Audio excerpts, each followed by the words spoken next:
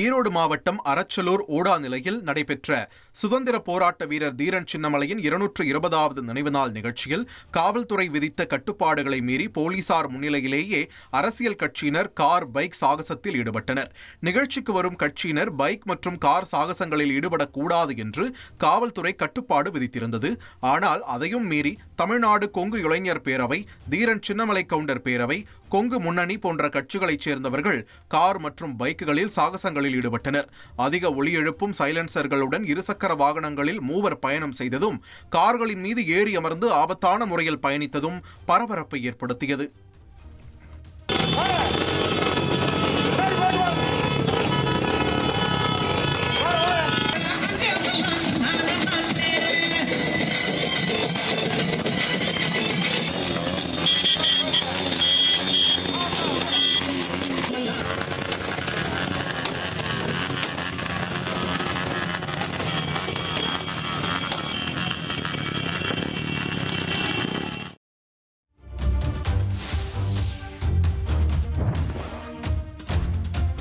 மாவட்டம் மேட்டுப்பாளையம் அருகே அரசு பேருந்தை காட்டு யானை கூட்டம் வழிமறித்ததால் பயணிகள் அச்சமடைந்தனர்.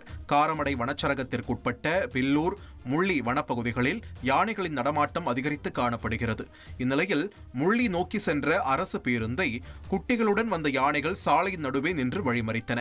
யானைகள் பேருந்தை நோக்கி வந்ததால் ஓட்டுநர் சுதாரித்துக் கொண்டு பேருந்தை 1/2 கிலோமீட்டர் தூரம் வரை பின்னோக்கி இயக்கி யானைகள் நகரும் வரை காத்திருந்து புறப்பட்டுச் சென்றார். இந்த காட்சிகள் சமூக வலைதளங்களில் வைரலாகி வருகின்றன.